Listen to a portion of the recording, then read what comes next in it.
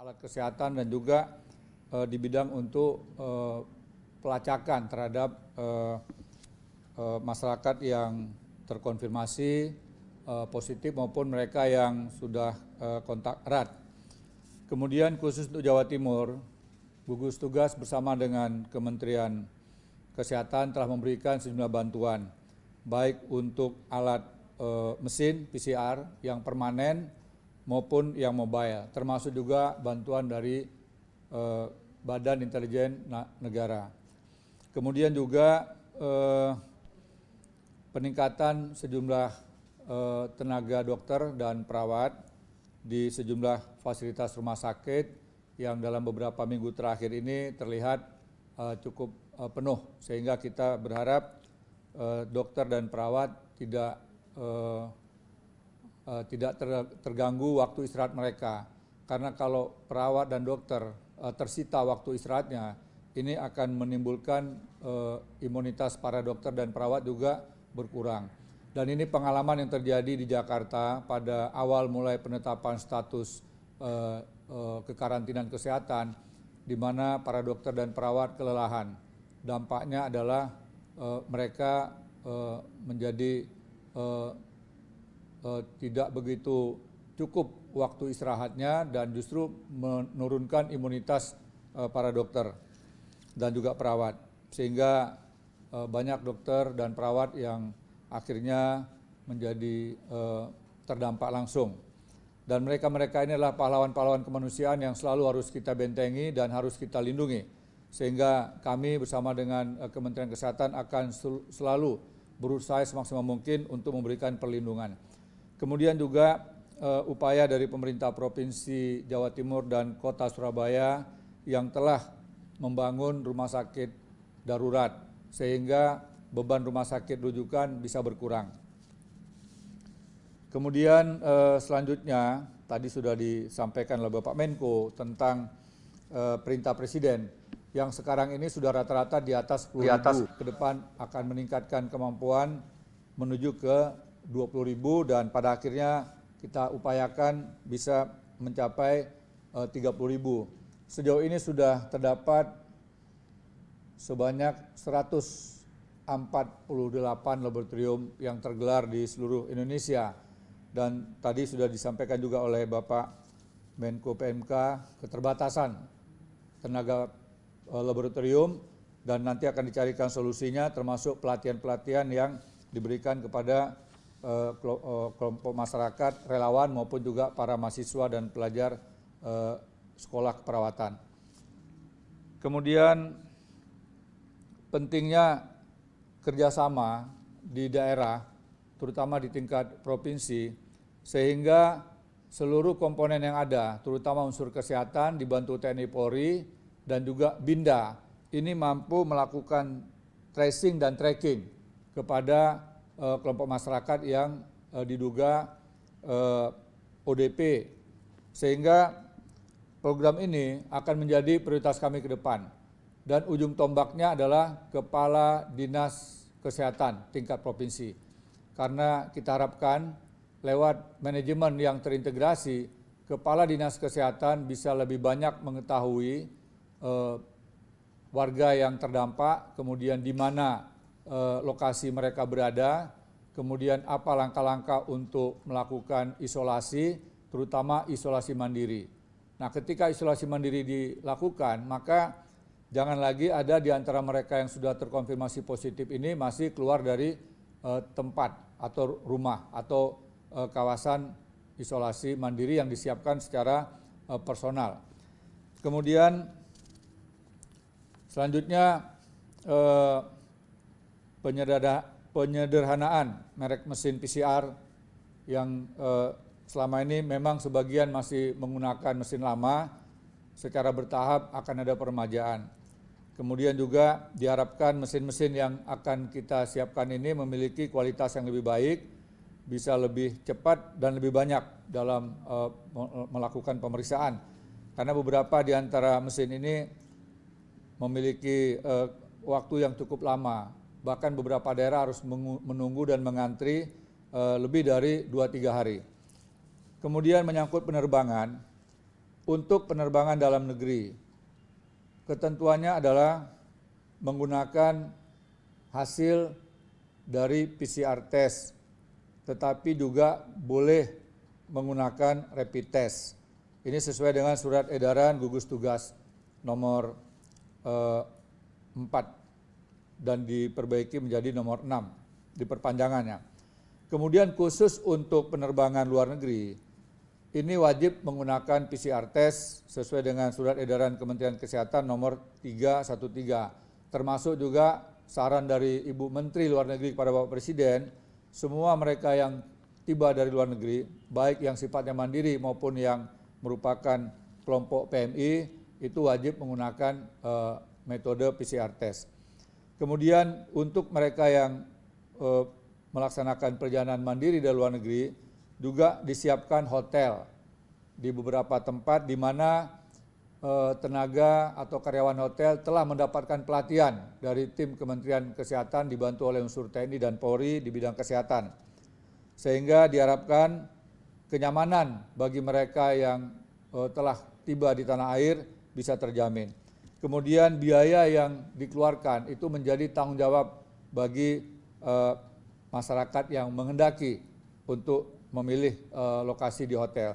Termasuk juga biaya untuk PCR testnya itu ditanggung oleh mereka yang meminta. Sedangkan bagi PMI dan kelompok masyarakat serta warga negara Indonesia lainnya yang kembali dari luar negeri itu tetap disiapkan, pilihannya adalah di Wisma Karantina Pademangan.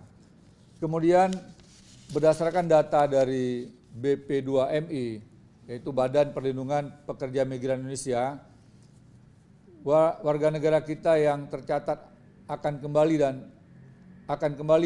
berjumlah 141.423 orang.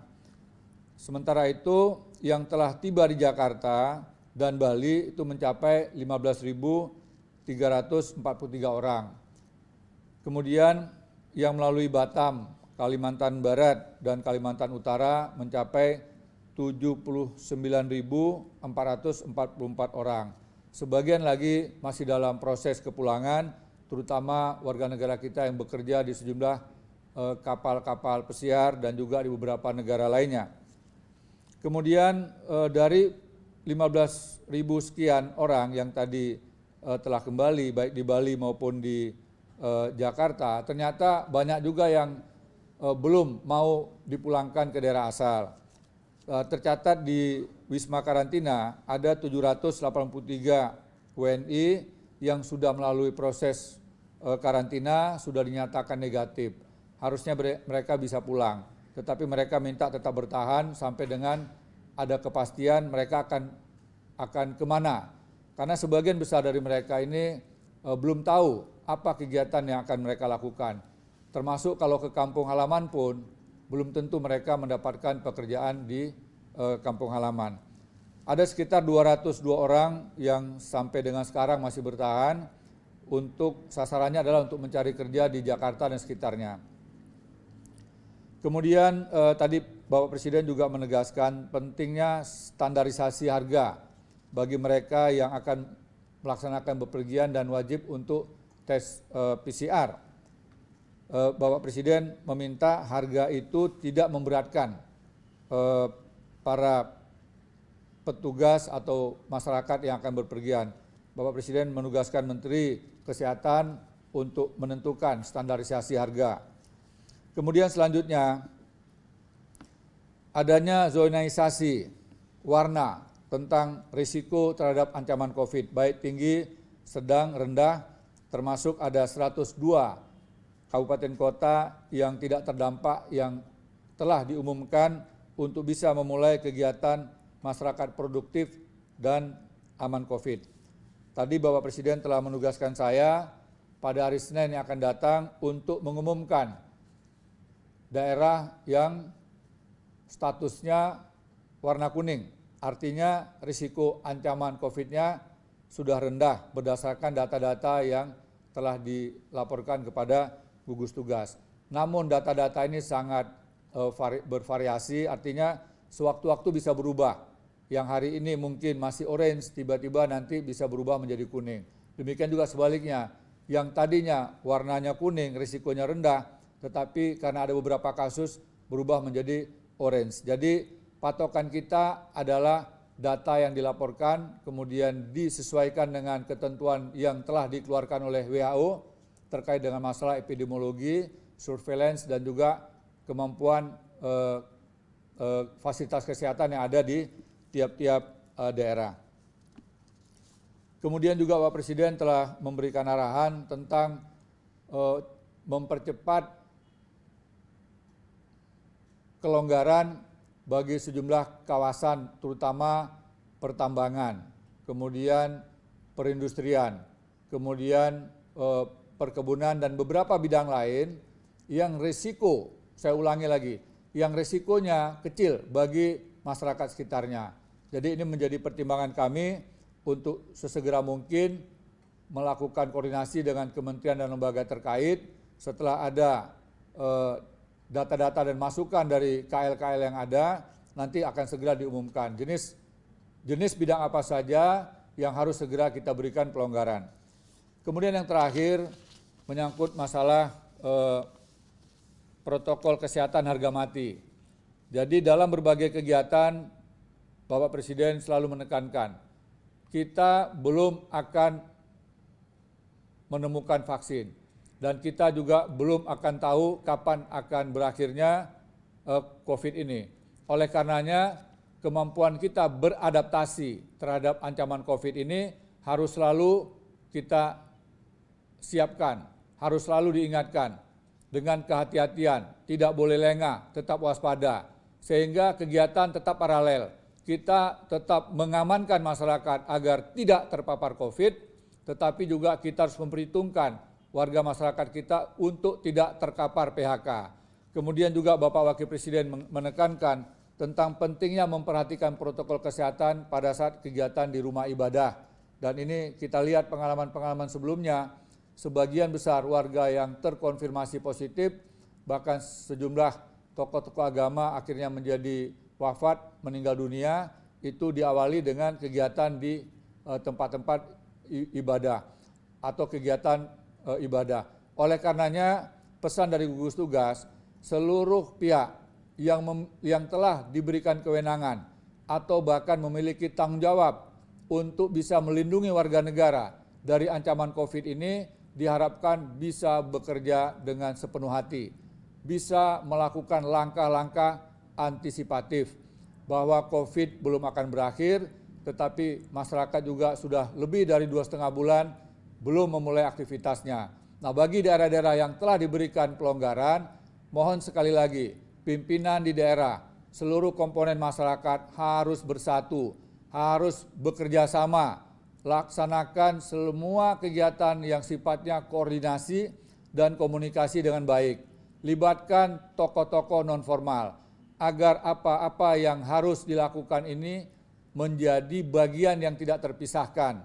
Sehingga ketika kepala daerah atau pihak-pihak tertentu mengumumkan tentang melakukan kegiatan pelonggaran, maka masyarakat sudah memahaminya, sudah mengerti, dan juga akhirnya mematuhinya. Termasuk juga proses sosialisasi, dan juga diawali dengan simulasi. Tanpa ada simulasi, diharapkan kegiatan ini lebih baik ditunda dulu. Karena risiko yang akan dihadapi tentu tidak mudah, tentu tidak ringan, tentu tidak kecil. Nah, dengan demikian, proses sosialisasi setiap sektor yang akan dibuka ini menjadi hal yang perlu diperhatikan dengan sangat serius. Saya rasa itu saja yang dapat kami sampaikan. Selanjutnya kami kembalikan kepada Biro Pers dan Media Istana. Demikian, wabillahi taufiq wal hidayah. Wassalamualaikum warahmatullahi wabarakatuh.